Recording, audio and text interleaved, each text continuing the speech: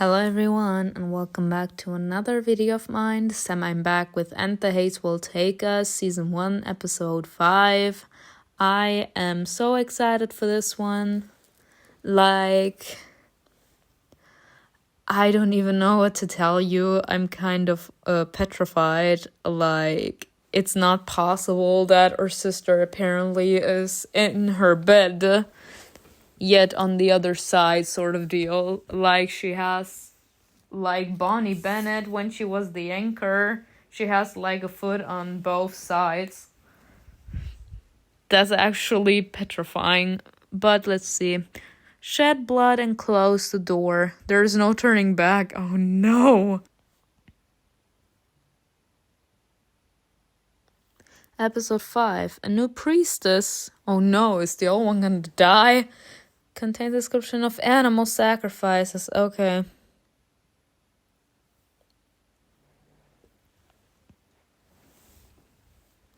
Simona heard her father's tired voice and Dragan's calm response coming from downstairs. Ugh.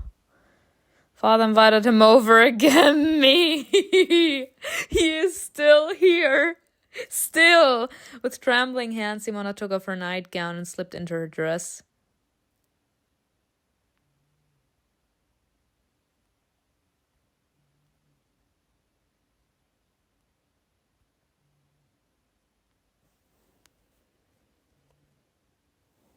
I think it's ridiculous that they're gonna make us pay for outfits. They are not really gonna contribute too much. Simona took a comb and ran it through her hair a little nervously. What the heck?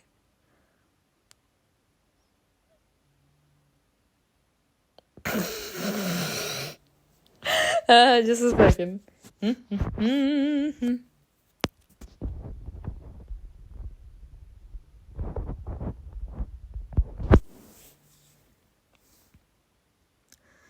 When Simona was ready, she froze in the center of the room, looking at her sister's bed. She couldn't help but shudder. Her body refused to obey. Simona rushed out of her bedroom, almost running downstairs. Oh no, we are so done with life. Barely looking into Dragan's eyes, she said, "Please help me get Various bed out of the room." She's like, that bed is actually following me. I need to be rid of it. And then she ran back upstairs. Damn! She didn't notice a shadow cross her father's haggard face. "Please help her." "All right." Oh my god, what the heck. Dragan paused on the threshold. His eyes were fixed on Various crumpled pillow. "No, I didn't sleep in it." Simona stood by the window, hugging herself. Oh no, y'all, we're gonna look as this demented person, this deranged witch.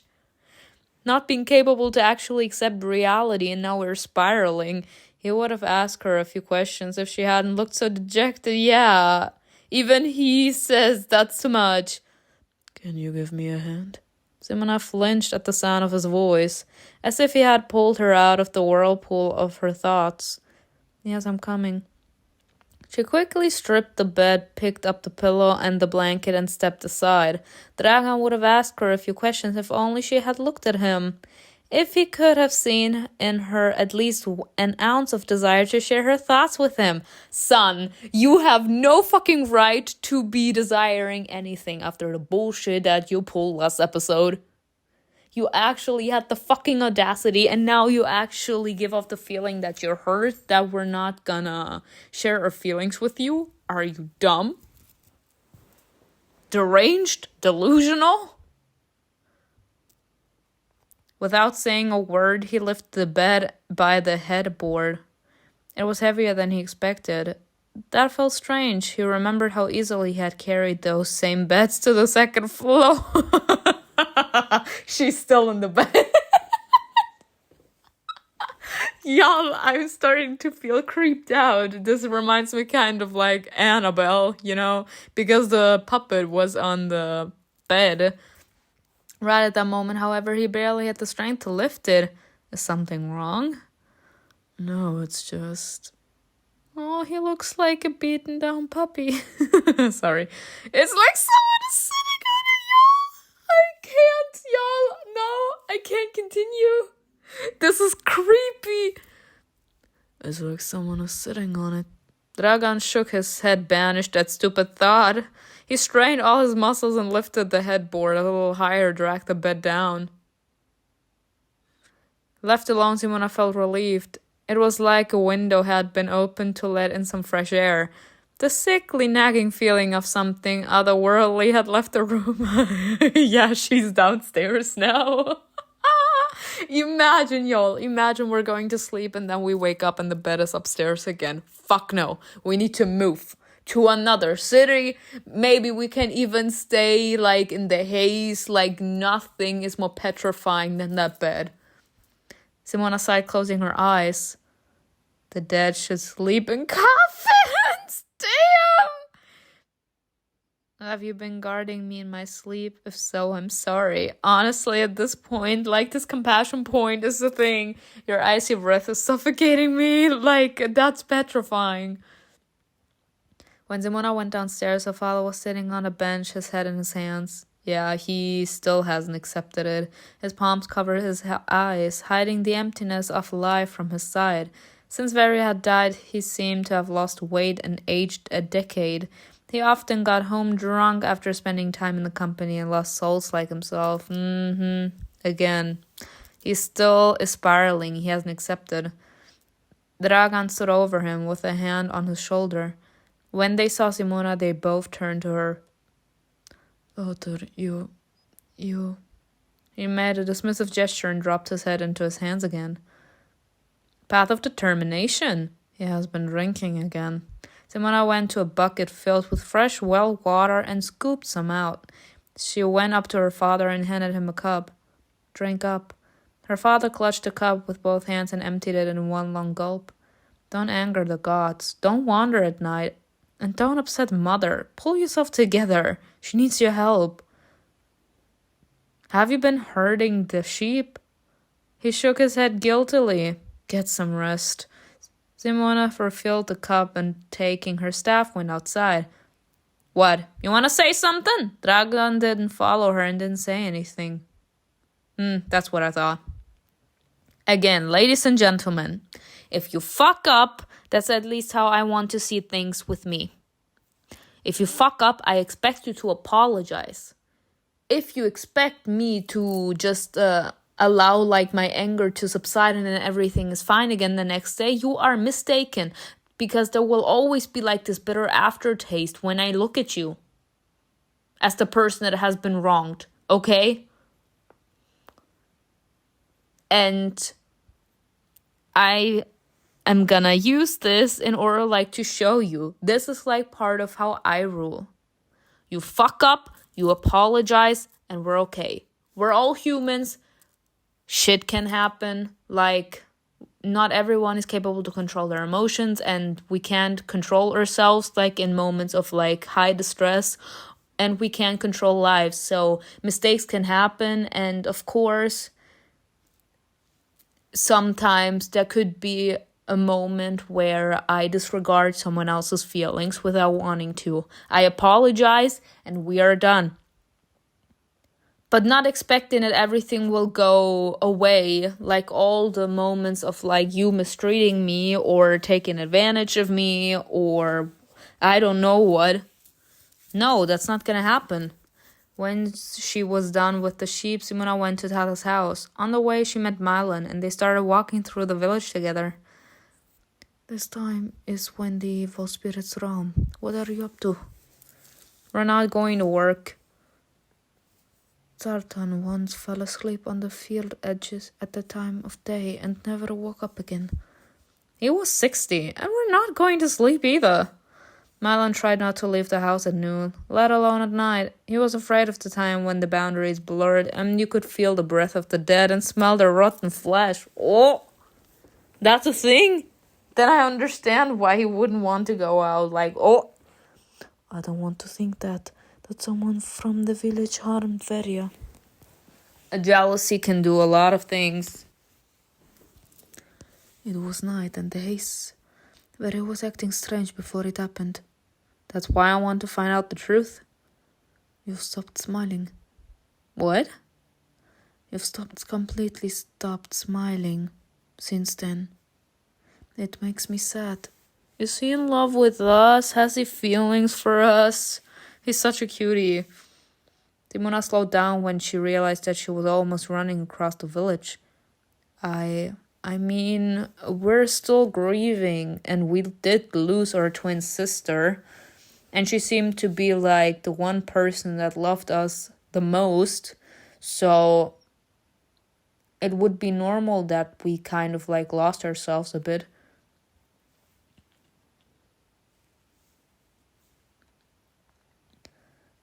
Milan? Tata quickly stepped off the porch and ran up to them.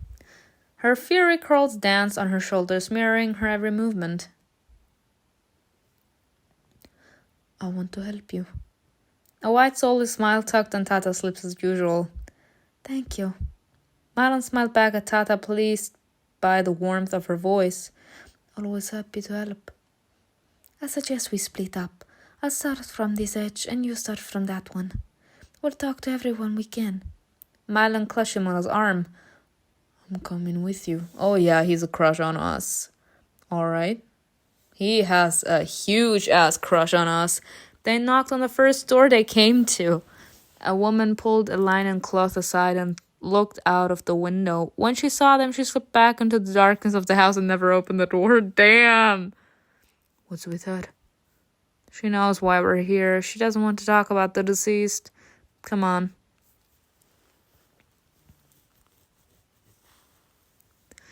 They went house to house, approached people they met, and tried to find out at least something, but always got the same reply. I don't know anything. Some feared and avoided them. The problem is us, them.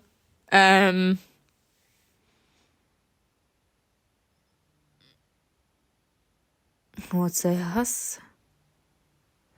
We're not good with people. You show your fear. No wonder they're afraid.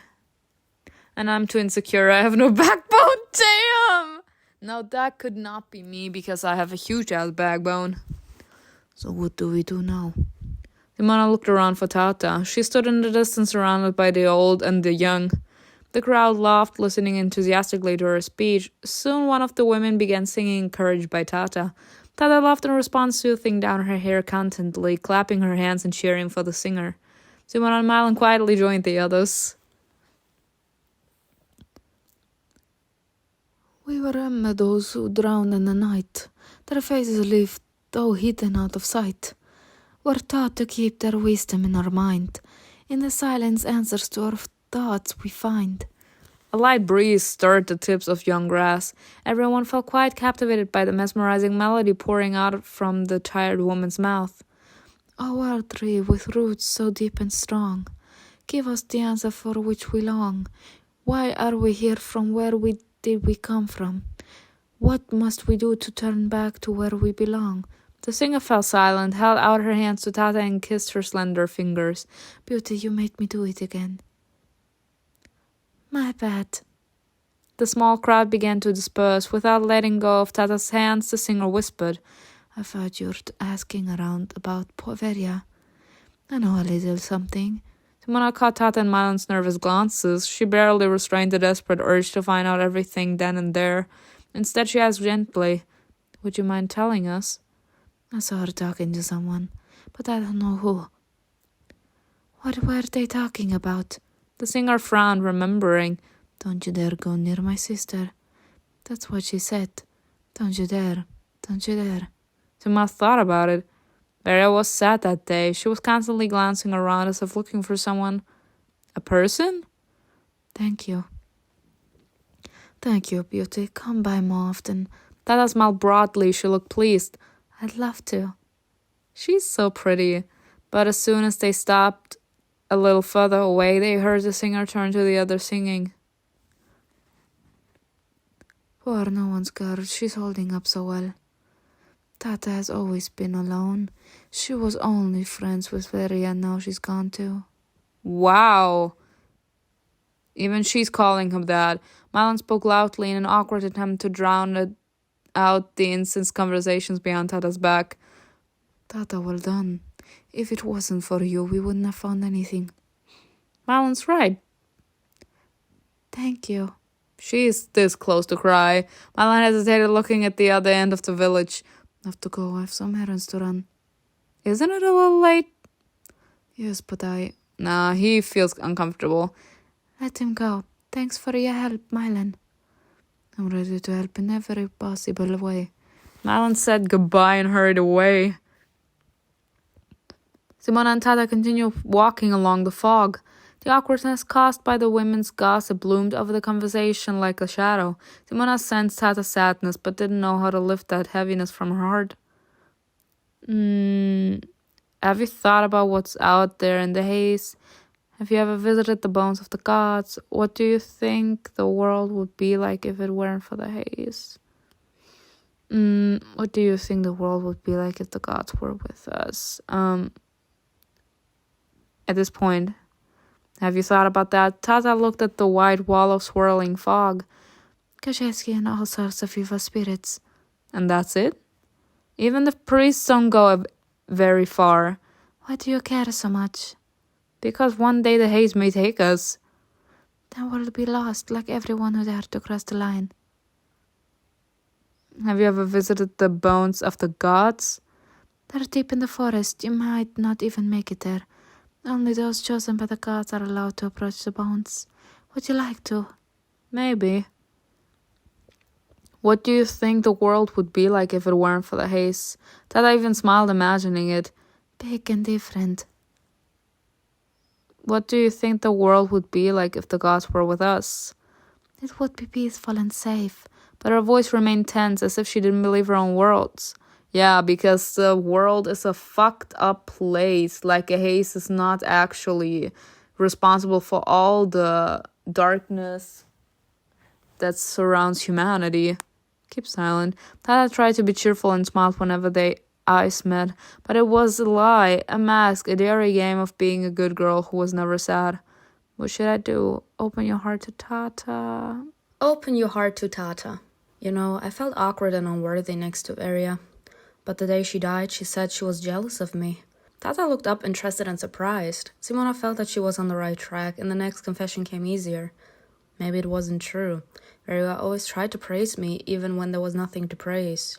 I mean, especially if you truly care about someone and you see that no one is seeing the light that they radiate as much as you do, you feel that there is this injustice, and you feel the need to stand up for them and to make their worth known. Because you can't understand how other people don't see how beautiful you are. So I actually like that we actually get to see this behind the scenes sort of thing, where Veria literally was this queen bee in the village, and everyone loved her, everyone wanted to be with her, everyone wanted to be her, whatever. And she didn't want that. She wanted to be appreciated for what she does, but she also wanted the people she cares about to be appreciated. She feels, or more like she felt, that our character was undervalued most of the time, and that's why she felt the need to always praise even the smallest things we did, because she wanted us to feel that there are people that actually appreciate us. But I've come to realize we're all looking for heroes to become our guiding light. Yes, we may look worthless in our own eyes, unwanted and inept, but in fact we aren't. I mean, the fact that we feel insecure of ourselves or unworthy is because of the way that people treat us in the past. And especially if you are too sensitive or too shy in order to fight back when you're younger, when you grow up, you see how much you not being capable to say something about the way that people mistreated you in the past is reflecting in your actions nowadays. It will show in your behavior. Each of us has our own path and our own reason to walk this earth. Which, now that I think about it, I actually want to ask this. You don't have to tell me, not me actually trying to dig into your pasts, but Do you all believe that you found your calling? That's like a question that actually intrigues me, because I know there are so many pure-hearted people in my comment section. Like, I'm actually intrigued to know if you all found your calling. And you will always be able to count on yourself. Isn't that enough? Sometimes not, because solitude is your worst companion. And of course, you should be capable to count on yourself, because at the end of the day, at least that's my opinion, I think I already said it multiple times in reaction videos. At the end of the day, you will always need to count on yourself, because like your family, your friends, they won't be there glued on your ass 24/7. You need to be capable to find pleasantness in your own company. But it shouldn't be a continuous thing that you are constantly on your own and you constantly need to count only on yourself. Like, this should just be a thing like that you can do, like, not that as soon as you're alone you immediately feel like awkward and everything, you don't know what to do with yourself. No, find presence, pleasure in yourself when no one is there, and know how to appreciate people around you. But when we are alone too much of the time, we tend to lose the capability to socialize. Count on myself. From your first breath to your last, you have yourself. Yes, only the gods can be closer. Tata quieted down, and Simona felt it was better not to break the silence. It was as if there was an even more important conversation hidden behind it. Soon Tata's expression changed. She shook her head as if she had been arguing with herself, frowned and pouted like a child. I'm sorry. What are you talking about? You'd Malin tried to cheer me up, but you shouldn't have had to. We met for Veria's sake. Let's not talk about me. I feel bad, like she's trying to diminish her presence, sort of. Like, she has the feeling that her feelings aren't worthy enough to be discussed by someone else. Like, she feels that she is being, like, a burden to our character right now. Like, Mylan and we tried to cheer her up because we saw how much the words of that singer hurt her.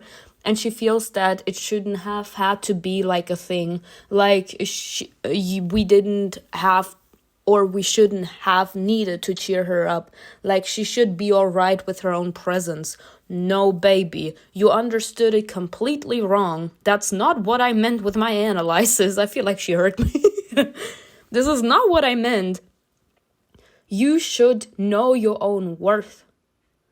And even though there are people out there that will not understand you, like the people that are around you right now in your own city, doesn't mean that the entire world will not see your worth.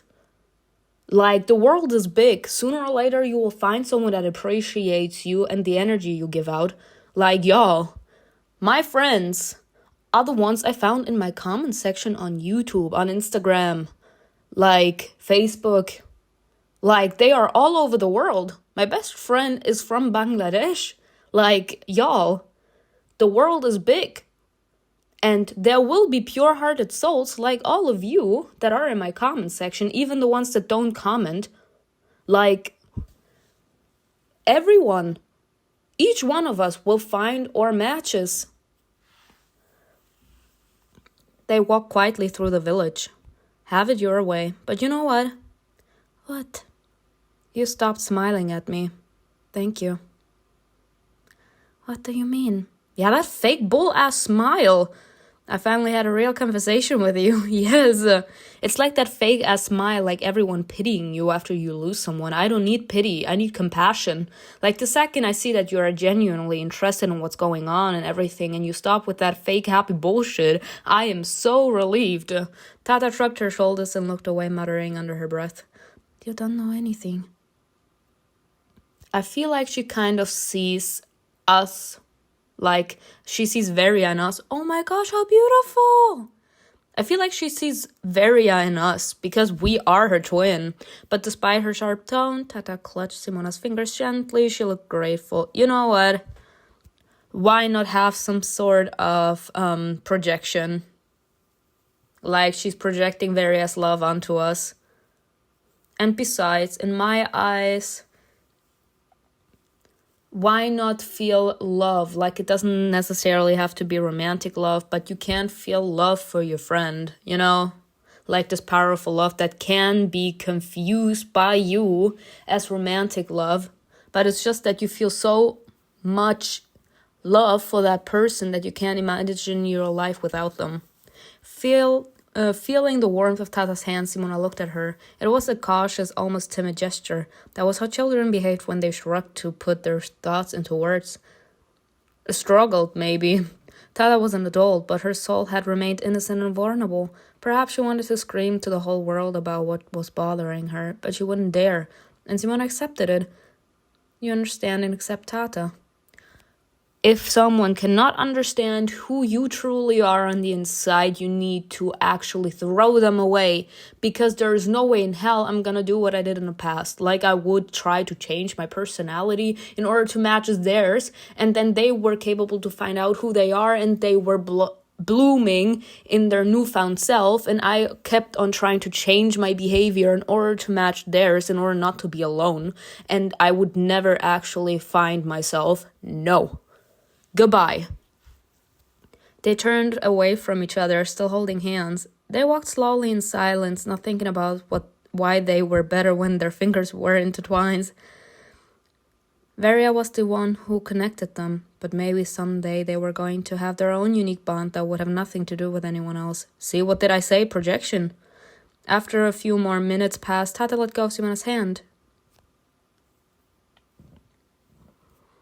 Simona pretended that nothing had happened, but she felt that a wall had once again risen between them. Was Tata ever going to open up to her as she did with Varia? Only time will tell. Why was she even thinking about it? Why was she trying to figure out Tata? Simona couldn't answer those questions yet. I can tell you why you want to figure out Tata. Because Tata used to be close to Varia. And the love you both feel for Varia unites you two. Like, the love for them, the love for that person actually glues you together. And because Varia loved both of them, Varia, Tata, and our character are trying to get close to each other, because she knows probably that's what Varia would have wanted. About Varia, who do you think she was talking to? It may have nothing to do with her death. She could have had an argument with anyone. So are we at the dead end again? We don't have any proof, so I would have to say not yet. Sumara slowed down when she saw the priestess' house. Who knows? Tara followed her gaze. What are you up to? I really am helpless. But I have an opportunity to change that. Simona said goodbye to Tata and went to see the priestess. What is she trying to do? Do we need to see Ozar again? Because that man is giving me the fucking creeps. I've not seen anyone objecting about my feelings about Ozar in the comments. Like, that man is a creep. The scent of herbs was mixed with something infernal. A cold blast of air swept over her arms and legs for a moment and disappeared as if it had never happened. It was as if the door leading to the other side of the Fury River had not been fully closed, but the draft slammed it shut with a bang as soon as the guest entered. That's how it was. Those who had looked into the face of death even once were bound to it forever. Simona entered quietly and immediately froze as a mouse finding herself inadvertently eavesdropping on an argument. Sienna was sobbing while the priestess was scolding her. I told you to be careful. Do as I say. You decided to do it your way, and now what? Oh my god. Oh, that was the woman that was with Oza, right? I know, grandmother. The priestess sighed, shaking her head in disappointment, and only then noticed Simona on the threshold. Sorry, I didn't mean to. Sienna blushed, covered her tear-stained face with her hair, and hurried away. The priestess watched her go and then turned to the guest, not hiding her fatigue. At the same time, that fatigue was polite, like a gift to Simona. The priestess was being honest with her without hiding her sadness, knowing that Simona would be able to share it. Never apologize for something that is not your fault. It happens. Children make mistakes and have to be guided, sometimes with a firm hand. I didn't scare you, did I? No, not at all. Sit down. Let your feet rest. Simona followed her advice. How is your health? Simona answered the question briefly with a smile hiding her impatience. The priestess offered food and drink, welcoming Simona as a real guest. She seemed in no hurry to get to the point and started talking about the main reason for their meeting only when she had gotten everything she could out of Simona. Excuse you. Not her actually trying to get everything out of us. So, do you want to open that door? Remember that there will be no way back. Am I ready to become a priestess? I'm ready. Like, we do not do regret in this household. Once our mind is up, we made up our mind. I'm glad to hear it. You're confident in your decision? Of course. The priestess looked at Simona with her blind eye, her attention getting under her skin like needles. Have you seen anything unusual? Simona bit the inside of her cheek, considering whether to talk about her visions and the birthmark. The priestess took Simona's hand in hers and said, It's all right, there is no rush. Tell me when you're ready, or maybe you'll figure it out by yourself when you learn. Today you walked around the village asking about Veria. Did you learn anything? How does she know? I mean, she is a priestess for a reason. I hope I'm not doing a mistake. Tell her about the singer's words. They say Veria was fighting with someone. She was heard telling this person to stay away from me and Hannah. The priestess frowned and lowered her gray head as if burdened by unpleasant thoughts. Then she frowned as if she had made a decision and said stubbornly, No, it can't be. What are you talking about? But her question remained unanswered, fading into the silence. So there is something wrong. Let's not waste time. She disappeared into another room and returned with a bundle of clothes. Our work can be dangerous, challenging, and bloody. Timura swallowed hard, trying not to think about dead animals. Alright, we're gonna need to actually kill one, right? I remember the description. You'd better change your clothes. My god, it looks beautiful. That's not mine. Hand me down. Honestly, I feel this is a better match for me. No, I'm with this one. Simona ran her hand over the rough fabric. Her heart was pounding with anticipation and horror. Until recently, she couldn't have imagined that she would choose that path. Was it fate? A gift from the gods or their punishment? Today I will show you your other work. The priestess hobbled to the door. Simona followed her obediently, wiping her suddenly damp hands on her clothes. We must be so nervous. Oh my god, how beautiful. The shrine. They walked to a plot of land especially loved by the villagers, but hold up, the shrines, weren't they in the middle of the fog? Amidst the sparse ancient trees not far into the forest, a swamp spread like a dark stain. Its waters, dark and stagnant, were covered with a thick carpet of green duckweed and algae, hiding the depths and secrets lying at the bottom. The swamp used to be clear, pure as a tear, but as the breath of the gods grew weaker, its waters turned murky. Damn! And yet, among the moss and mold, massive stones, idols stood towering, covered with a fine network of cracks. Their faces, calm and peaceful, still echoed the power of the living gods. Around the shrine, on time-worn slabs, lay votive cloth soaked in blood after the sacrifices. Not only the priests came there, but also ordinary people. They prayed for all sorts of things: rain, generous harvest, livestock, and well-being. They left bars of metal and or squirrel and marten pelts and took with them fragments of bark, pebbles, wax, and even dirty water. Both priests were standing by the idols, whispering a prayer in Indonesian and a low, guttural tone. Their voices joined together, vibrating, filling up their lungs. The blood of the rooster they had just slaughtered was dripping from their hands. Oh, God. Ah, Volot, my other baby. We, your children, appeal to you, for we stand in the shadow of the shrine and open our hearts. Stand for us. Stand up for us. Be with us in the good times and the bad ones. May our grace and protection be with us forever and always. May your grace and protection be with us forever and always. Thick fog sat low on the ground, enveloping everything in an eerie mist. Y'all, is this like a way for us to get closer to Volot? Because he technically is a priest. Oh my god, I can't. Occasionally, silhouettes of black driftwood and twisted trees could be seen through it.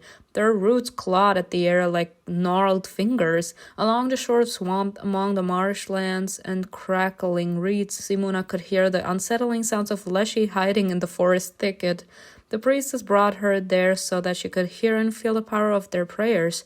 Compared to them, the voices of ordinary people were weak and quiet. If Simona were a goddess, she probably would never have heard them either.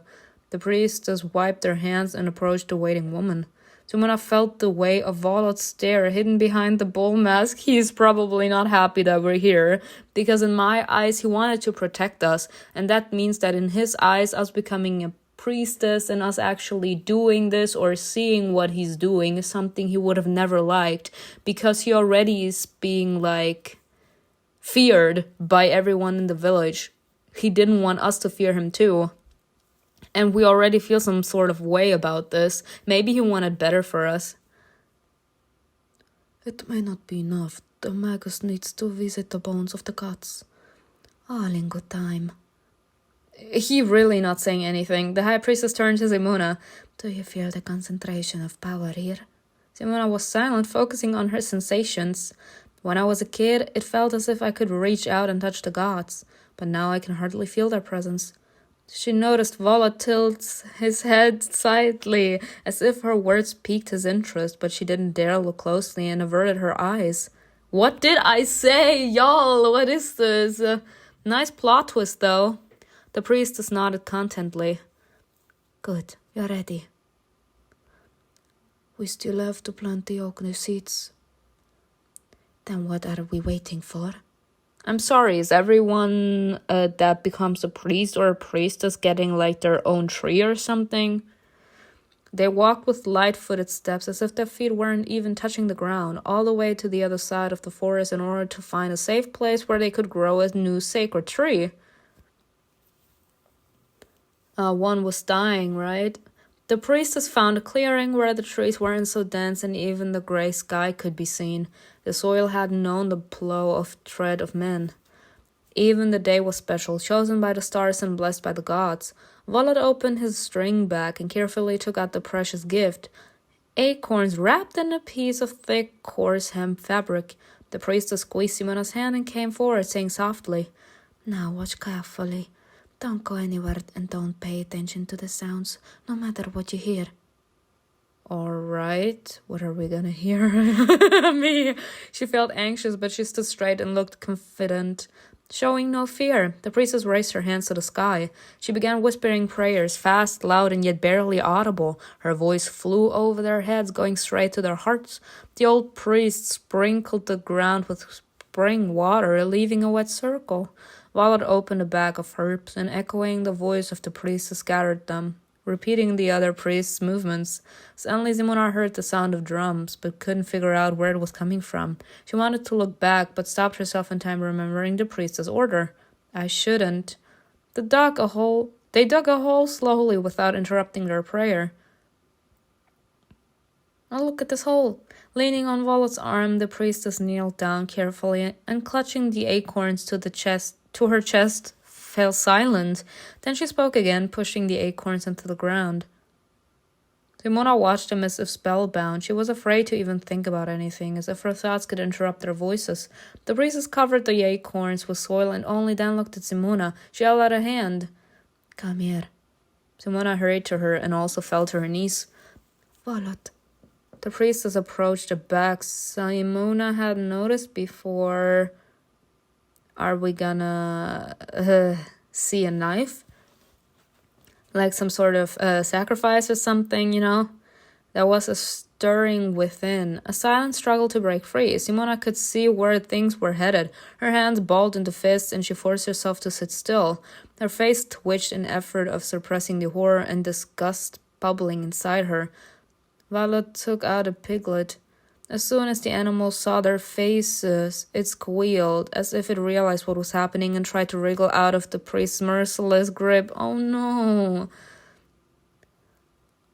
Will you offer this gift to the gods? So technically I was right, we're gonna kill an animal. It took Simona a moment to realize that the priestess was talking to her. She forced herself to look away from the piglet, twisted snout, and looked at the priestess. This is a test. They want to see whether I'll dare to do it, whether I'll prove that I'm ready to become one of them. What should I do? I would have to say, desperate times call for desperate measures. Simona always thought that she would never be able to shed the blood of an innocent creature. Her heart, which loved animals more than people, began to bleed even before she took the knife she was given. Her fingers were shaking, refusing to obey, to grasp the handle properly. The priestess silently watched Simona suffering. Volot handed her the piglet. Simona hugged it to her chest, holding back a sob. The pig buried its snout in her hair, maybe thinking that the danger had passed. Ay, ay, ay. I hate this. That warm lump of life warmed Simona and tormented her even more. Go ahead. Don't test the god's patience. I'm sorry. I feel so bad for her, and I feel so bad for ourselves too. Like, God. Y'all, honestly, could you, be a butcher? Could you slaughter an animal? I couldn't. And it makes me sort of a hypocrite because I eat them. Oh, God. Oh, no. Honestly, imagine they have feelings. I would have died if I would have died back in those times where I actually needed to hunt in order to have food. She caught the piglet against her chest, one hand caressing the fuzz on its back to calm it down. With the other hand, she plunged the blade under its rib. The piglet squealed and cried, wringing in her arms for a moment, and then went limp. Bah! Ah! Honestly, I don't know which path is better. I know one point is reality. What is the other one? Haze?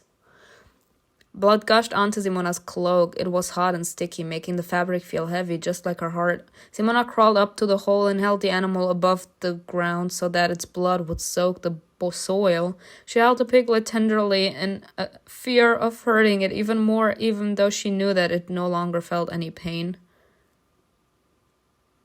I'm sorry. Me too! Volot bent his knee, crouching down, and carefully took it from Simona. That's enough. It's over, son. I don't think that's enough anymore, but maybe he meant it's enough, because the ground is filled with blood now. The priestess covered Simona's hands with a towel and carefully wiped them clean. You did well. The priestess formed a circle. Lost in the nightmare of reality, Simona mimicked their movements. Oh, God. Ooh! I love those new scenes that they're adding, those new backgrounds. They joined hands and began to move, ending the prayer, slowly and calmly as if they could keep going forever. But then the death drum stopped and everything went quiet. Only then did the priestess return to the conversation. Life always requires sacrifice. If you want to live, you give up your time.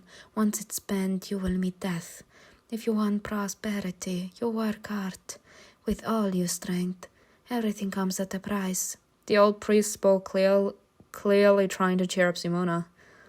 The trees will grow so high that its crown will reach beyond the clouds up to the seventh heaven, where the gods live. There is no other way. This is our duty.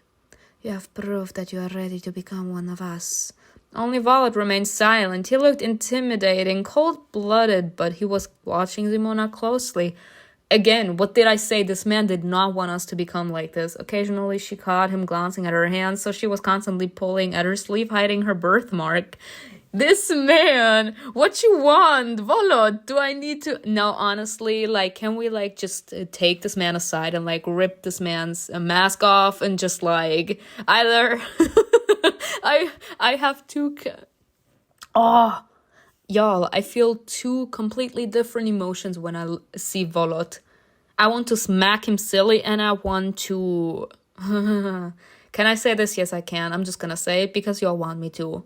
I could either smack him silly or fuck him silly. Like, just, there's just two things here. This is dangerous. Like, stop looking at me. Like, I feel bad enough as it is.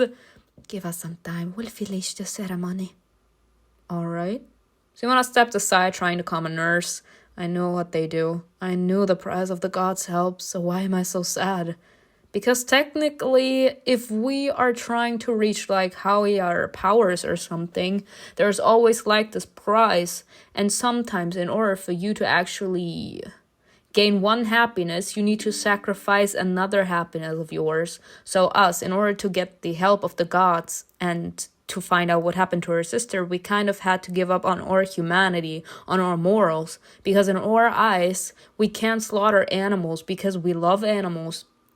But in order to have or help, like the help of the gods, in order to find out what happened to her sister, we needed to actually give up our love for animals, because that's what they do. They continue slaughtering animals, like sacrificing them. I'll get used to it. You'll have to, sweetheart. Simona sat down on the grass and began plucking it thoughtfully. Perhaps the path of the priesthood is not for me. But I have to make sure. I must try to find the courage to choose for myself. If by killing one animal I'll save many other lives, then I will do so. Her fingers began to tingle. She felt cold as if under the sudden onslaught of an icy draft, but there was no wind. The trees stood still and even the leaves didn't tremble. Simona blinked a few times. A thin film seemed to cover her eyes. She wanted to get rid of that unpleasant feeling. What's wrong with me? Maybe she knew that would happen to us. We were the one that spilled the blood. So maybe we are gonna go through some, transformation. She looked around confused, even though she could still see it well. Her heart was beating so hard that her neck and wrists were throbbing. And nasty laughter rang in her ears. Simona stood up and took a few steps to the side, trying to shake off that unpleasant sound, but it rang in both ears, coming from wherever she turned her head to. The voice was transformed. Laughter morphed into wild giggling, which then turned into a cow mooing, and finally into a cacophony of barking and meowing. What the heck? Priestess, what is this? Her voice was weak and quiet. It was drowned out by the forest's laughter. Simona tried to reach the priests to get their attention, but she couldn't find them anymore. She turned once around, twice, but no one was there. When she turned around for the third time, she found herself in a completely different place. What? Oh my god. Finally, Simona blinked and the glaze in front of her eyes disappeared. Her confusion seemed to have melted away with it. Leshy? Huh? A creature was sitting on a fallen tree among the pines in the darkness. His thin shoulders were shaking with laughter, which he was trying to suppress. His dirty body covered with scratches and ingrown twigs was disgusting. The creature looked lonely, but Simona's body felt threatened, and her soul wasn't full. Leshy had bewitched Simona and brought her to him. He continued roaring with laughter, whistling, squelching and screaming, but the noise was kind of strangled, as if he was absorbing it back into himself. The sounds died down in his throat before they could break free. Simona didn't move and barely breathed so as not to attract his attention. She kept looking at him, suddenly aware that she was still under his spell and couldn't move against his will.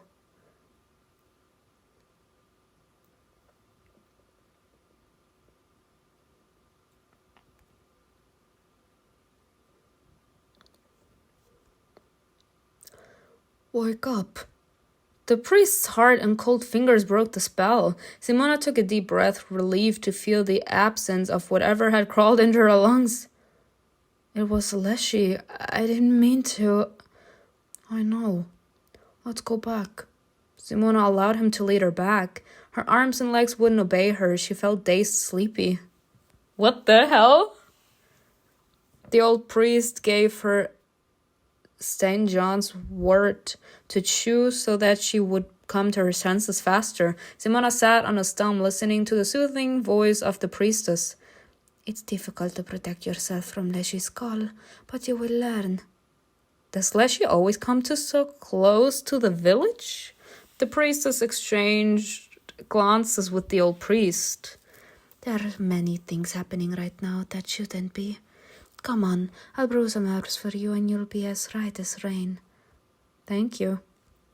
She was ashamed of her weakness. She didn't want to be a burden. I mean, this is all new for us, and maybe they had time to learn to resist this man's call. We just came into this world, so of course we were tackled by surprise. It seemed that nothing was working out for her again, and it would end up the same way as always. Unable to overcome her weakness, Simona would remain as worthless as usual, capable only of hurting her sheep. Did Leshy choose me because I'm weak, or did he summon me for some other reason? Volot. His point of view, I love it. Volot and the priestess were walking a few steps behind.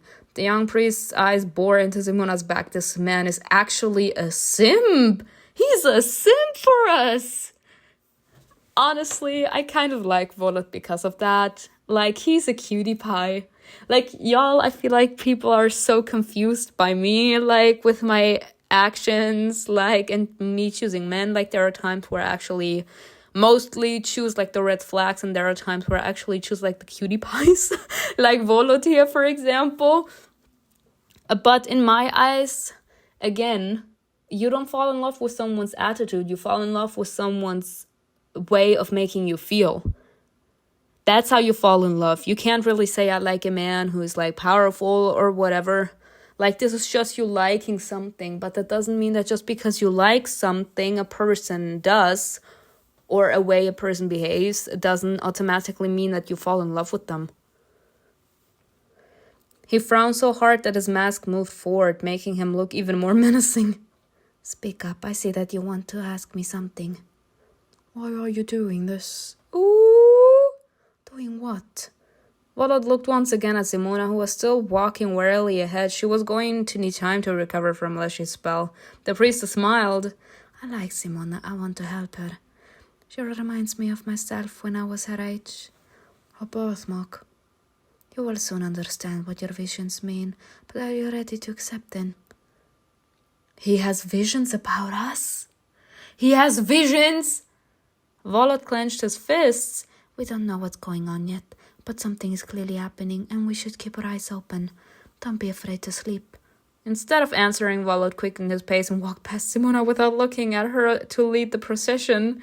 Oh my god. You can change your clothes here. I'll brew you some herbal tea. Alright, thank you. Simona disappeared behind the curtain, took off her cloak, and put her clothes back on. Pulling the curtain aside, Simona froze. Volot was standing on the doorstep. His head touched the ceiling, and in the semi-darkness, the bull's skull seemed to glow with an airy light. Can we rip that mask off? I already saw your face. Simona silently sat down at the table.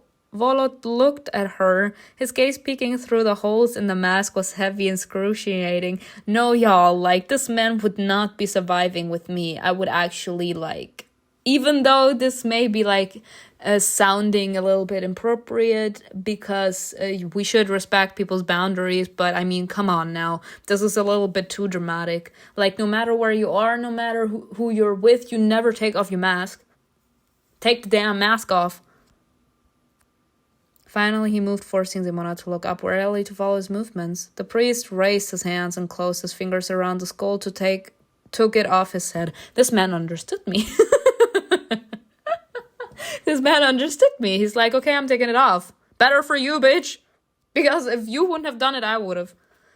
He walked over to the table and sat down opposite her.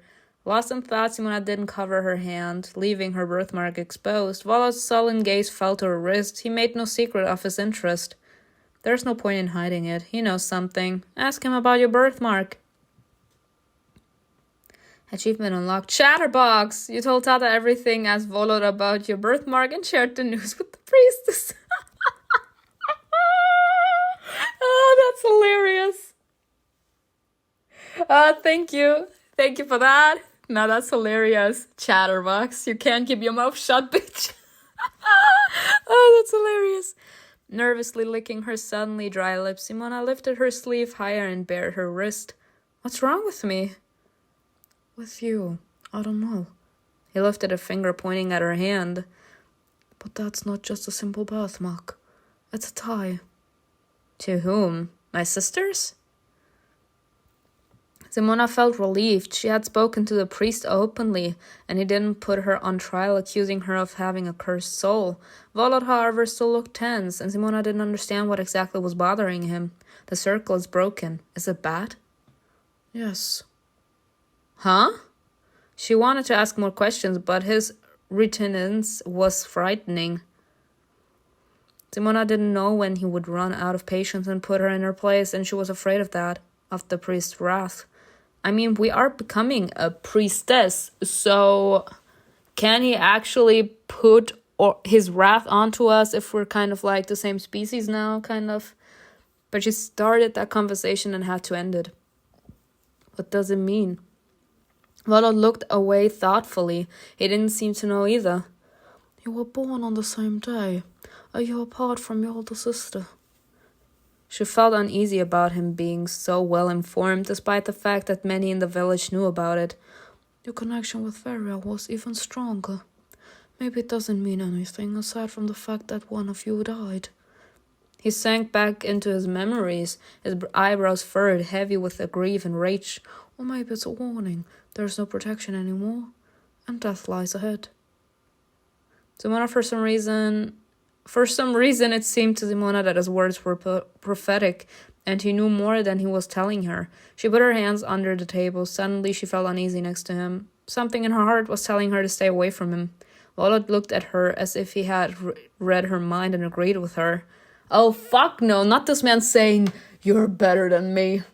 Bitch, I decide who's better than me, and if I want you, I want you, okay?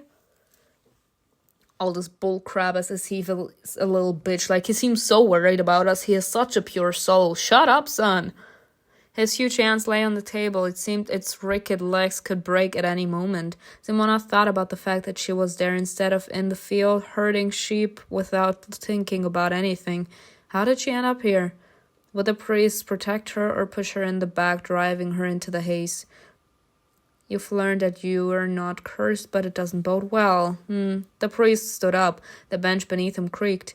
Simona recoiled, afraid that he was looming over her like a menacing wall. Without a word, Volot went behind the curtains. There was a gap, and Simona could see how the priestess went to the basin and rinsed his hands, washing off the dried blood. The piglet squealed echoed in her ears again, but Simona quickly repressed the memory. Once he was done washing his hands, Volot reached for his cloak and untied the knot. Simona's cheeks instantly heat up, but she didn't understand why. Girl, first off, he's fine as fuck. Second off, like, you are technically watching this man, like, change his clothes. Like, you're watching him undress. She took a deep breath and feeling a strange excitement, and she kept looking because we are creeps. Curious soul! You spied an ozone ball. Yo, this episode is making me crack up too hard. Oh, this is too good. The priestess face looked as if it had been forged from metal, motionless and stern. What was he thinking about? Did he remember the cries of all the animals he had killed? Or was he more worried about the fate of the village? Or maybe he didn't care about either? His hands, long fingers, and rough palms pulled off the cloak, and it fell to his feet. The longer Simona watched him, the more her breathing grew shallower. Yeah, the desire, growing. What's the matter with me? Girl, never felt sexual tension, never felt desire, never felt arousal by seeing a man, like, slowly, like, undressing, like you seeing their sharp muscles and everything. Never felt as if you could, like, move towards them because your breath quickened and everything. Like, your pheromones coming out. She could see the outlines of his muscles through his shirt. The priest didn't have to do anything. The clear strength of his body intimidated and attracted her at the same time. No words or unnecessary movements needed. When he pulled at the edge of the fabric and lifted it, exposing his skin, Simona let out a quite involuntary gasp. That! It was as if she had been waiting for that, as if that was why she had been watching him. That's exactly what you wanted to see.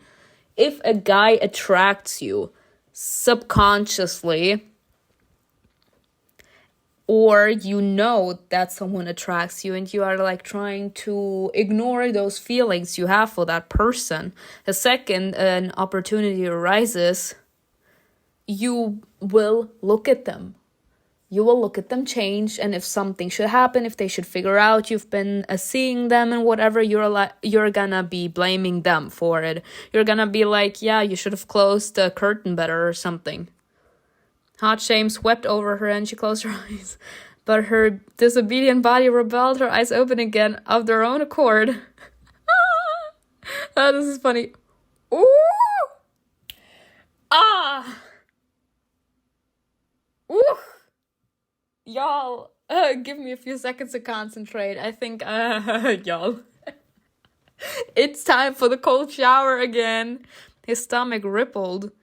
Every movement emphasized the power of his muscles. No, honestly, I like the drawing. But I'm more intrigued right now about, like, those, about those words on his chest. Like, what is that? Or more like around his collar. As if they didn't belong to a man like any other. As if it wasn't just an ordinary man. An ordinary body. It's not an ordinary body. It's his. In my eyes, yes, of course, all bodies are the same, but everyone has like a different aura to themselves, and everyone has like a different body shape. So in my eyes, not every body is the same. And even if a body shape would be similar to someone else's, because there are not like a billion different body shapes, if I am attracted to a person, like their personality, then sooner or later everything about them turns me on. Everything that they have attracts me. And I will then only find their body attractive. Their body will drive me wild, not the body of someone else, because I crave intimacy with them and not someone else. Did he also breathe, eat, and sleep like any other person? Did such bodies really exist? Well, you can see that they do. She wasn't very familiar with the male figure, but she had seen men without their shirts on while they were plowing in the fields or chopping firewood. Volot's body was different from what Simona was used to see. His abdominal muscles were tempting her, guiding her gaze lower and lower under the fabric of his clothes. She wants to see his dick so badly, y'all. Oh, woman, why don't you just offer your hand now that you're at it? This man must feel so tense. Help him relax. Simona could only guess what he was hiding under them. I can't, girl. Was it merely the curiosity of someone who had not yet learned the mystery of the intimacy shared by a man and a woman, or was she attracted by the priest's magnetic sternness? I'm going with option B. Volot stirred you up, not just he riled me up. What do you mean? Simona didn't know, burning with shame. I shouldn't. This isn't right. Oh, it's very right, because I picked this option. Do not feel shame. It's my decision. I wanted you to peek. Having managed to calm down her embarrassing reaction, she noticed a series of symbols on his body. They protruded like scars covering his arms and chest. What are those? Why? She wanted to step closer and touch those runes, to feel all the power hidden within them under her fingers. Volot threw his shirt aside, and Simona quickly turned away in fear of being caught. When she dared to look again, the priest was standing by the basin, washing off the drops of blood that had got under his sleeves. What's happening to me? First I spied on the magus, and now the priest. How embarrassing. No, I wanted you to spy on him. Stop saying things that I wouldn't say. Finally, the priestess returned with a fragrant brew. Simona covered her cheeks with her hands, trying to cool her skin down. Girl, that's not gonna help. Trust me, I've tried. Drink this. Simona cradled the mug in both hands and took a sip, thanking her. The priestess peered into her face. Are you feeling sick? No, we blushed, like our faces burning. The priestess touched her forehead, but Simona recoiled fearfully. No, not at all. I can't. You don't look well. I'm not well, that's Volot's fault. Like, he is literally the definition of hot and bothered, you know? Volot returned from behind the curtain wearing plain clothes. Sorry. Simona flinched when she met his gaze and hurriedly lowered her eyes. I did nothing. Don't worry about me. I'm just here passing through. Her face felt even hotter. Does he know we spied? You fool. Stop it. Stop it. This man literally just raising his eyebrow. The priestess waited for Simona to finish her tea and, having made sure that she was fine, got up. Now I would like you to talk to my grandson. Oh no. All right. Simona was visibly nervous. I don't want to see him. Well, talking to people she didn't know always unsettled her. She was afraid. She wasn't sure what she was afraid of, but she wanted that meeting to be over as soon as possible. No, he's just a creep. If she had it her way, she would have hardly spoken with anyone but her sheep. The priestess led her to the magus room, pulled back the curtain and said, "Oh, sir, you have a visitor. Explain everything to the girl." A lazy reply came from the depths of the room. "Let her come in." Simona took a timid step and disappeared behind the curtain.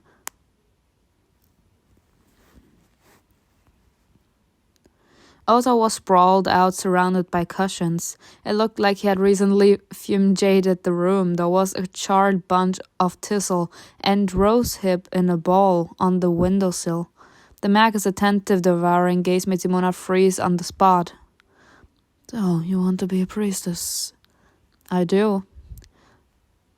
His voice was slow, hypnotic, and his silence was heavy and meaningful. Simona didn't know what to do with her hands, whether she should keep standing or sit down, waiting for instructions or bombarding him with questions. As if mocking her, the magus didn't hurry to guide her, but simply watched her as one watches squirrels on a tree, with interest and condescension. Unable to think of anything better to say, Simona asked, "Why do you like lying on cushions?" "The closer I am to earth, the better I hear the gods." Simona parted her lips and noticed how the magus gaze immediately caught that movement. Y'all, again, he's a creep. Like, he's a perv. She wanted to ask another question, but his reaction caught her off guard and she hesitated. I mean, imagine you have something on your lips and, you're licking it away and the person in front of you is, biting their lip, looking onto your tongue. Wah! Oza beat her to it. "Hold on. Now it's my turn to ask you a question. Why did you agree? Why do you want that?" "I want to find out what happened to my sister, have power, find my way, do my part." At this point, we want to find our own way because a lot of people are struggling to find out who they are and what they want to be, who they want to become. And that's when a lot of people grow the attitude, I'm allowing life to just take me. I'm going where life takes me. If life takes me, I don't know, to a military campground, then I'm gonna go to the military for 10 years. So I would say she did this out of impulse. She didn't really think about what a priestess will do and everything, even though she knows. But she didn't really think of the consequences of becoming a priestess. Now she actually said, okay, I'm gonna become a priestess. She did her sacrificing part. Now I think she wants to find her way. Why no? Because Vera's death reminded me of how short our lives are. Because without my sister, I don't feel protected and supported, so I need to find that safety within myself. That's all because of her. You want to find out what happened to your sister? I do. What are you willing to do for the truth? It depends what you want from me. What should I say? Now it's my turn to ask a question. At this point, I would be saying this because when we wanted to ask a question, this man be doing his pervy self and then he just asked a question. Now it's my turn to ask a question. Shut up, bitch. Oza gave a rumbling, approving laugh. Then ask away. Will you help me? Oza likes your resourcefulness. No, that was bitch-ass attitude. Because Oza is a bitch, and with a bitch, you need to be a bitch yourself, okay? With men like him, you can go down to their level. Normally I would say be better than that and, rise above that, but in his particular circumstances, no. Like, smack him. I can. How? I lost the guts. Simona's heart filled with a warm light. Hope fluttered in her chest like a small bird that came back to life after a long slumber. Simona felt a pleasant excitement spreading through her body, making the blood run faster through her veins. Do they answer you? Sometimes. Why only you?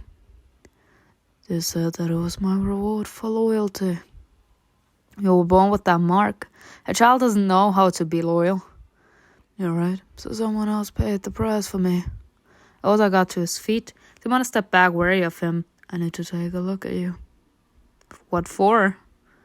A human body speaks more about its abilities than any words. He came very close to her, and she could sense the scent of pine needles and herbs. He held out his hand, but stopped an inch from her face. May I?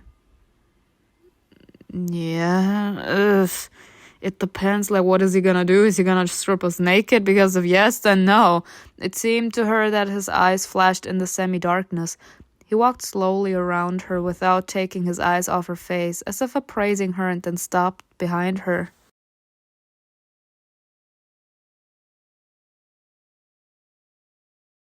Oh my god. Oh my god, that's beautiful. Even though we look a little strange in that, but no matter, he looks fine. Doesn't change his bitch ass attitude though, like he creepy as fuck, but that picture is hot. You don't need to be afraid of me. His hot breath brushed her neck, sending goosebumps across Simona's skin. Y'all, I don't know how to feel about this. Like, again, he's creepy. The scene doesn't really give off, like, sexual tension vibes. It gives off creep vibes, you know? Like, your psycho asks to inspect you from head to toe sort of vibe, you know? His whisper caressed her ear and sounded like a spell, intoxicating, alluring. She couldn't help but close her eyes, either with fear or anticipation. I would have said either with disgust or anticipation. His fingers touched her chin almost weightlessly, gently pressing on it to make her turn her head. Then they traced its contour, moved lower, and brushed her collarbone. Simona trembled. She felt as meek as a lamb being sheared. She feared him, yet she trusted him. Simona could sense her breathing become shallower and her thoughts more tangled like thin threads on a windy day. Do you have any birthmarks? Her hands involuntarily fiddled with the edge of her sleeve, betraying her nervousness. Yes. Show me. Why was she whispering? Why was her voice trembling so much? Because, after all, he is hot, does not change his creepy attitude, but he's fine. And, I don't know about you all, but I get nervous around hot men. Like, it happens. We fidget, okay? It was because of him. Of course it was. There was something bewitching about Ozar. Something captivating.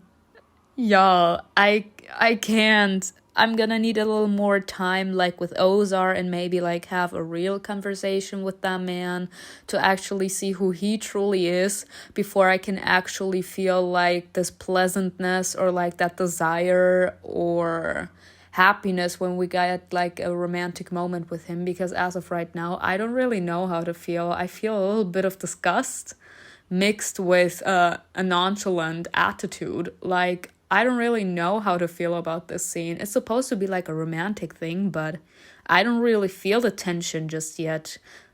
I mean, if you are into him, then of course you would feel that desire in that moment, but I don't really feel it right now. He always spoke quietly, but there was a power in his voice that made everyone around him quiet down, hanging on his every word. When the mag's voice dropped to a whispered, time itself stood still. How many women had he lured in with that voice? That's another thing, but I remember that Amrit did the same thing. How many bodies had trembled the same way under his touch? Simona wanted to move, but couldn't. She couldn't, or didn't actually want to. She felt Oza smile. His lips touched her earlobe. I don't want to be one of many others. Oh my god. 3 pictures, y'all. 3. Only then did she remember what he was asking for and raised her hand. The magus gently took her wrist and lifted her sleeve. The circle is broken. Every time he spoke, his breath tickled her neck, burning her inside. Her heart was pounding so hard that he could probably hear it beating. Oda caressed her hand, then pulled her sleeve back up. His chest was pressed against Simona's back. You're standing too close. They want me to step back. Say yes. Say... But she remained silent. Elsa smiled again. Simona took a ragged breath, feeling the touch of his lips again. That's enough. He pulled away. Simona felt cold without the heat of his body and opened her eyes, coming to her senses. Oza stood looking at her, as if trying to make sure that she was completely at his mercy, that his charm was still affecting her. Simona knew that he wasn't really trying to bewitch her. She was the one who let herself get bewitched. She tried to look down, to hide her embarrassment, but her eyes kept going back to him, as if pulled by invisible force. Did you find out what you needed to know? That smile again, the smile of someone who'd conquer her and knew it. Even more than I planned to. Yeah, he realized that he has some sort of power over us, which in my eyes is ridiculous AF. Because, of course, like, when a man is fine, he's fine. But I think it's ridiculous that one man is capable to have so many lovers. Like, so many women at his feet. That's ridiculous in my eyes. I can't even get one. Like, not to mention a billion ones. Simona felt a burning desire to cover her face with her hands so that he wouldn't look at her like that any longer. A girl, where is your fucking backbone? Like, tell him to shut the fuck up. Like, not in literal sense, but like, show him that you're a strong bitch. Like, look at him proudly. But what had she done? Nothing had happened, right? Why was she so embarrassed? What does that mean? I'll share my thoughts with you when you're ready. Why did she feel like he wasn't talking about her birthmark? I don't like it. We won't do it again if you don't want to. Simona felt so hot that she found it hard to breathe. There were still a lot of things she didn't understand, and she didn't know why his words sounded so ambiguous. But the rising heat inside her was telling her that there was more behind them. She shuddered just thinking about it. On the edge between embarrassment and excitement, she felt that he could reveal to her new facets of her own feelings and desires, all things previously unknown to her. Oza will occupy your thoughts. Will you occupy his? Now that's the $1 billion question, isn't it? Brushing her hair off her face, she cleared her throat and said firmly, "Which of things you've learned can you share?" He lay back on the pillow, spread his arms wide, and replied lazily, "Not much, really." Simona felt resentment stir in her chest. His appearance and voice lost their mystery so quickly as if it had never been there. I shouldn't be so impressionable. Is something wrong? No, what were we? You can't tell me shit. What did you conclude by looking at my birthmark? Realizing that Oza wasn't fazed by what had happened, Simona managed to calm down. She reminded herself that it was just how Oza was. Fickle like the wind and distant like the gods. Birthmarks are imprints, messages. Any message can be interpreted in different ways. It also matters who left it for you. Wasn't it the gods? Do you hear the voices? We all do. At this point... No, I don't. There's your answer. Thoughts swarmed in her head, each one more contradictory than the next, creating chaos that Simona couldn't soothe. Who, if not the gods, could have left this message? That I do not know. He chalked his head to one side, continuing to examine her. The magus seemed to be looking through her while at the same time being able to observe her slightest movement. Oh, so I can see your future. Well, the bad news never says no. Because, like, there are people that sadly are literally, like, blessed with misfortune. No matter what they try, no matter what they want to do with their lives, there's always something, like, ruining their fun. Like, there's always something else that they need to deal with. They never have peace. Why? Because it hasn't been written yet. There are so many paths.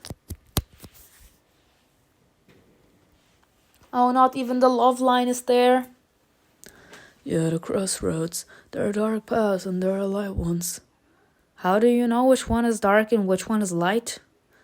You don't. You just take a path, that's it. He fell silent, and Simona was silent too. She understood that something important was happening in her life. She could feel her familiar world starting to crumble. She didn't know what would remain. A deserted shore near the surface of a silent river, or a wasteland where not a single oak tree would grow. It doesn't matter. Whatever happens, I must put my sister's spirit to rest. So will you help me find out what happened to Veria?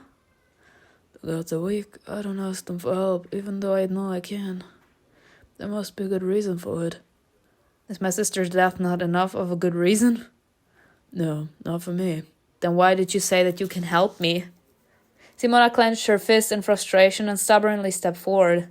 Her death is clearly connected with everything else that's going on right now. The oak tree dies. Unless she comes too close to the village, the haze thickens. All this is happening for a reason. Do you think I care about all of this? Can we use him as a sacrifice?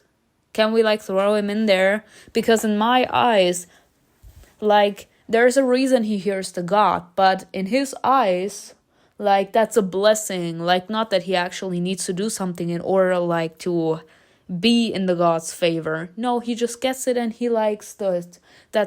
And he's so ignorant about other people's feelings, like we just mentioned, 4 events that are happening right now that are extremely serious. And this man is like, do you think I care about all of this? Can we use him as a sacrifice? Can we throw him in the haze? Simona was so taken aback that she was at loss for words. Simona. Don't talk to me, and don't you dare use my voice. His soft velvet voice sounded tired, but at the same time heartfelt. I could care less, he's insensitive. Coming from his lips, her name took on some sort of power, as if something intimate and personal were hiding behind it. Simona didn't know her name could sound like that. You know I'm the magus and not a priest. You can hear the gods and see the future. I don't see it. I witness it. I watch what the gods show me, and the gods can be cruel. The cruelty cannot be compared to human cruelty. It is divine. It poisons you, dulls your senses. Is this his way of saying that he kind of lost his humanity because of those visions? Because, you numb down a bit. With every negativity that happens in your life, you become a little more numb. And if you constantly see negativity and awful things happening as if you were the one they are happening to, there's not much you can say about this. He gestured around the room. I'm merely an observer and a storyteller. I know stories written and I'm ready to accept any outcome. Simona didn't believe him for some reason. His eyes attracted her, gleaming more and more in the semi-darkness. Deep, dark, like whirlpools. Something vague flickered in them, suggesting some kind of trick. His voice remained calm, but his eyes were saying something else. Simona saw her doubts reflected in them, together with shadows of intentions and unspoken thoughts. There was something more behind his words, perhaps Hinduish, or, on the contrary, filled with secret kindness. One thing was clear, he wasn't going to share what was on his mind. Every word he had said until then seemed to be imbued with a double meaning. Simona knew that she had to figure out that hidden meaning before she could trust him. So I shouldn't count on your help. Why not? I will help you. Didn't you just say that you wouldn't? There was something frightening about his words, promising uncertainty and risk. What sort of reward do you want from me? Osa smiled. You'll spend the night with me. As in sleeping in the same house as you, or sleeping with you? Because if you ask me to actually sleep with you, then you can forget it. I'm not for sale. Simona froze, feeling like everything inside her clenched with resentment and shock. Me. She stared at him, unable to believe he had said those words out loud. She saw a mocking grin in the magus gaze, and that hurt her even more. Simona's cheeks heat up with anger. Okay, so he meant actually sleeping with him. Fuck no. He can fuck himself. Can we smack him again? Let's throw him in the haze. Who's with me? Her expression making no mystery of her bitter disappointment. Her voice trembled, but she tried to speak firmly, looking him straight in the eye. Never. Why not? Because you are not my type, first off, and second off, you are insensitive. You are trying to use me in my most vulnerable moment in order to get something out of me. This is actually the worst thing you could do. And I said it in so many reactions as well. Like, if you are actually capable to use me to get something out of me when I'm in my most vulnerable state, you see I'm vulnerable and you see that I'm frustrated, and that's when you decide to come into my life and get something from me, then you are an awful human being. He seemed genuinely surprised. Why would you want that? What do you mean when you ask me to spend the night with you? That's a stupid question. No, I'm the one who's stupid. What else would he mean by that? Many women chose not to remain chaste and instead embraced the excitement of life, but Simona was not one to grab at every opportunity life presented her with. Well, only do what you expect from that night. Expect or want? What does he mean by that? She repeated firmly. No. You think very little of me. Give me a different picture. But I did say I wanted to have like a conversation like this. Like that I can see who this man truly is on the inside. But have it your way. My boat is always at your disposal. Simona didn't say goodbye. She turned on her heel and hurried away. When she grabbed the curtain, Oza called after her. Come when you make your mind. No, because the way he's grinning like this, he means having sex.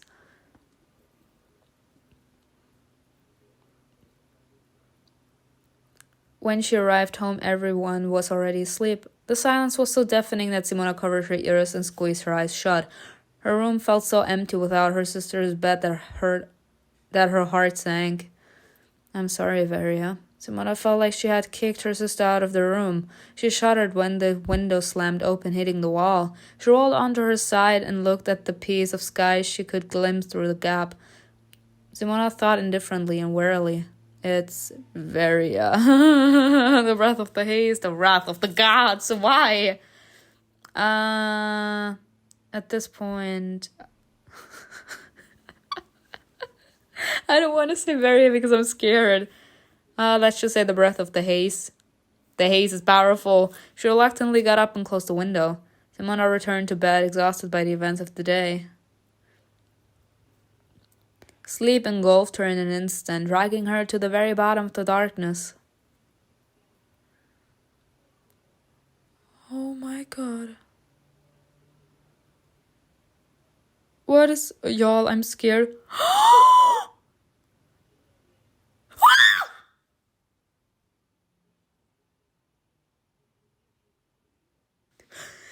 Y'all, I said that in the middle of the episode. I said, do not do this to me. I said, don't you dare. We're gonna put the bed away. And then all of a sudden it's gonna show up in the room again. Fuck no. Hell no. I actually had a heart attack. I'm not gonna lie. Y'all, jump scare. God damn it.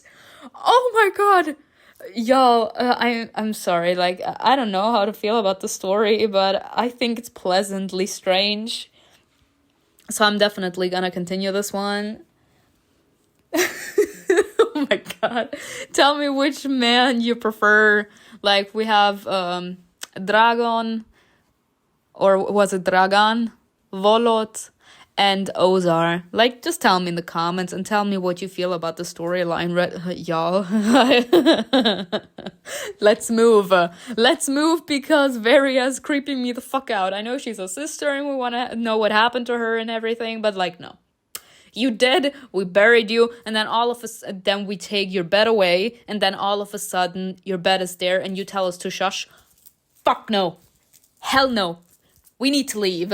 Like, to another country, like another world, another universe, I don't care, but we need to leave because, like, not a ghost actually following us. Fuck no, I would never be capable to sleep. Hell no. Oh god. Now I'm actually intrigued about the last scene, like the, let's just call it video, like, was our character the one seeing that scene unfold in front of her, or was this just for the viewers? Like, we fell asleep and we see, like, the bed suddenly appearing in our room again and Varia like telling us to be quiet, as in don't tell the main character. That would be so creepy from the author. But yeah, we will see. I hope you enjoyed this video with me. Tell me in the comments below what you think was best, and I will see you in another video. Bye.